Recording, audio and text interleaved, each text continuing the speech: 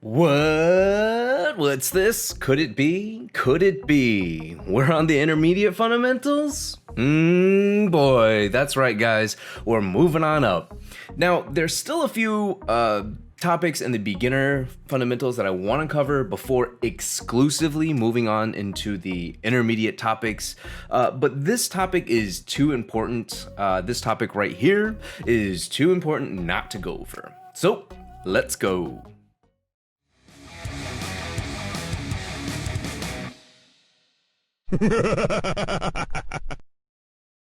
Hello, I'm Peter and welcome to the first Tekken Intermediate Fundamentals. That's right, boys. If you've made it this far and have been following along in the beginner's fundamentals and reached here, congratulations, give yourself a pat on the back, you did good. Now, in this video, we're going to explore the topic of Okizeme, what it is, how it works, why it works, and a few examples of different types of Okizeme. Now, as a reminder, if you enjoy learning Tekken and being entertained overall, please consider subscribing, liking this video, hitting that notification bell, commenting, all the good stuff. So without further ado, let's go.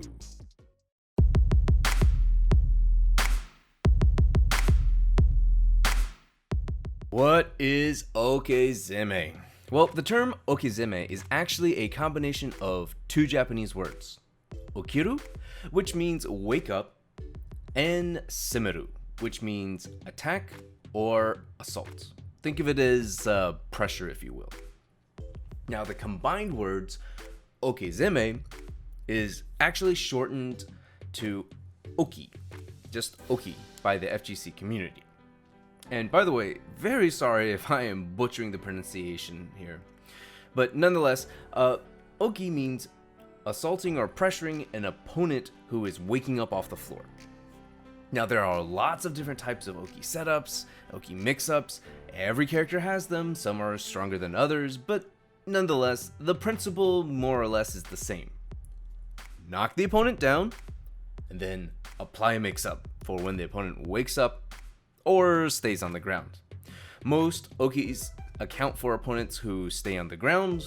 Well, the good ones, the good setups account for opponents who stay on the ground, but nonetheless, Okis, most characters have them.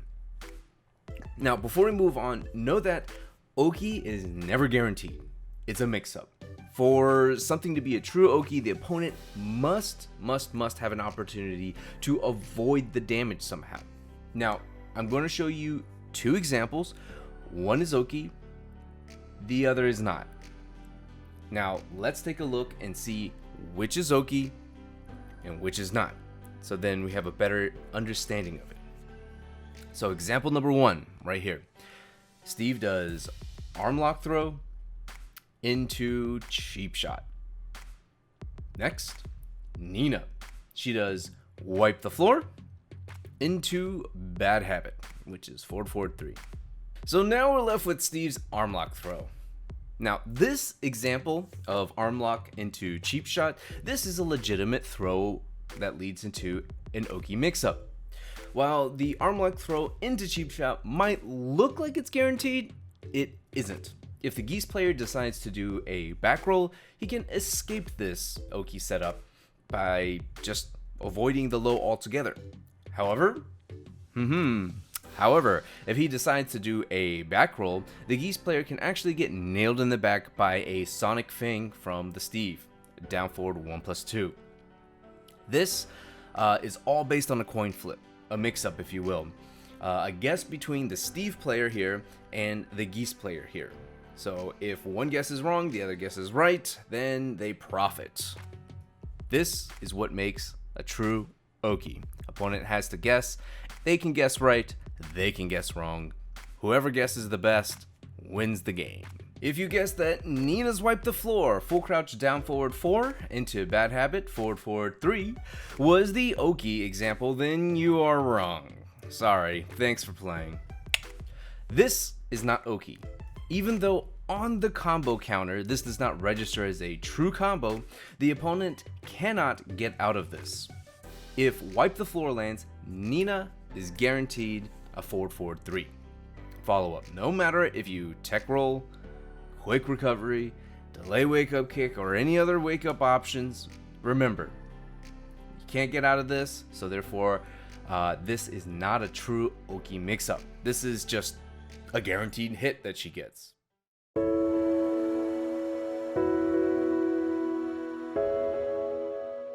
Why it works. Okay, what is it about Okizeme that makes it tick? Why does it work? Well, think about it this way. When you're standing upright in open space, in open ground, you have tons of movement options. You can have tons of attack options. The sky's basically the limit on what you want to do, how you want to move. However, when you're grounded, laying on the ground, you are limited to a small, finite set of ways to get off the ground and attack, right? And for a more comprehensive look at this, you can check out my previous Tekken guide that I have here, which covers a lot, if not all, of the wake-up options and all of the ways to move on the ground.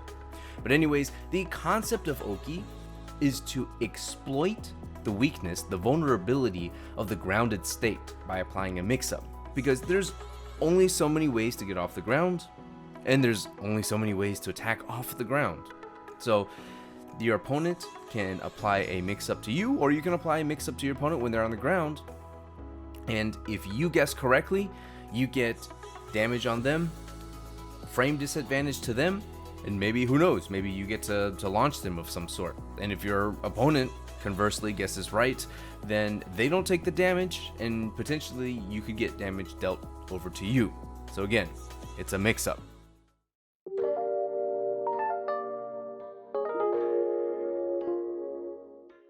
Alrighty, now let's take a look at a couple of different Oki examples just so we have a better idea of the different range of Oki setups and mix-ups.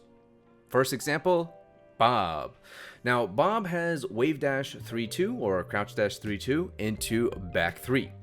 If the opponent attempts to do any recovery options other than a quick back roll, the back 3 is 100% guaranteed.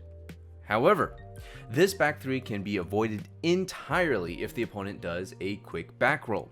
Now, if you're the opponent and you hold back to avoid the back 3, and now you're probably thinking, great, I've avoided the Oki. No, that's wrong.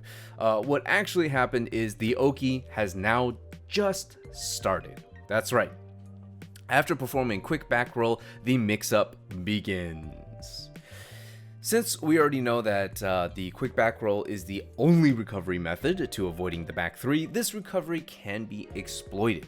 Now, take a look at while Geese is performing this quick back roll, Bob is able to apply his Oki during this timing. He's able to wave dash in and apply a 50-50 mid-low or low-mid mix-up as soon as Geese gets to his feet. Bob can do a wave dash into Hell Sweep for the low option, and he can also go for the wave dash into forward 2 as the mid option. If Geese guesses correctly on the low, he can block the Hell Sweep, and then because it's a stagger low, Geese can launch punish it. And if Geese guesses correctly on the mid, the forward 2, he's able to take back his turn / momentum, if you will, since forward 2 is -8 on block. Now this Oki basically seeks to exploit the vulnerability timing of the quick back roll, so as an option to avoid guaranteed damage. Basically what I'm saying here is if you're looking to avoid the back 3 as a potential damage, you basically also then set yourself up being readied for the next Oki option. Now for our last and final example, a slightly more complicated Oki game, brought to you by Mr. Craig Marduk. Now Marduk has a very strong Oki game if he ends his combo with forward 3-2. After ending a combo with forward 3-2, Marduk can run in for a 3-way Oki game. The first option Marduk has is just straight up running towards the opponent, performing a spear tackle. Now this Oki option shuts down two main things. This Oki option shuts down opponents who are going to tech roll, and it shuts down opponents who are going to quick back roll. Either of two of these will result in getting spear tackled and mounted for a 1 in 3 chance to break the VTS mount. Now, the only way to avoid this spear tackle is to either 1, remain grounded, in which case you will be trampled over, or 2, you can tech roll and try to break the tackle, which, very hard online. Or the last option, you can do a quick recovery kick, in which case when you spring up for the kick, you'll hit Marduk as he's trying to tackle you, bringing yourself to your feet and have a fighting chance against Mr. Marduk. Now that we've talked about the ways to escape it, let's take a look at the various options that Marduk has to shut down each of these. So to avoid opponents who just remain grounded or who are willing to take the grounded damage, Marduk doesn't really want to just run at them and trample over them, right?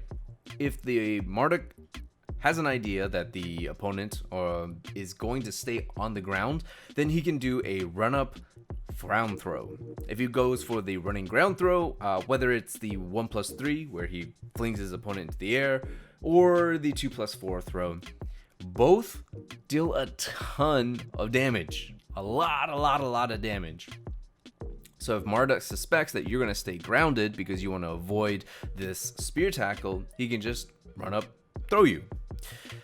Now, if the opponent suspects that the Marduk is going to go for the ground throw, getting further and further into the layers of the Oki, if they suspect that Marduk's going to go for the ground throw, they have a whole host of options to avoid it, right? They can do a delayed wake up mid kick. They can do delayed wake up low kick. They can do spring kick, and they can do front roll as well as quick recovery kick. However, Marduk has an option to shut all these options down as well. So all Marduk has to do is run up, down back 2 as an Oki option, and this will shut down quick recovery kicks. This will shut down delayed wake up kicks. This will shut down spring kicks, and this will also shut down front rolls. So overall, when the Marduk runs up with a down back 2 as an Oki option, he can cover these things. However, down back 2 can be avoided, as all good mix-ups and Okis can be. All you have to do is either quick back roll, or you can do a tech roll and block it, or you can stay grounded. But you're smart, and I know you're smart, and you're probably already figured this out. This brings us back to the giant wheel of Oki destruction. Basically, running spear is going to snuff out any quick back rolls, as well as tech rolls, which we covered right before all of this. And if you decide to stay grounded to avoid the down back 2, then this leads back into the ground throw situation that we were at before. So this is a slightly more complicated ground Oki game, because now there are 3 options to consider, right?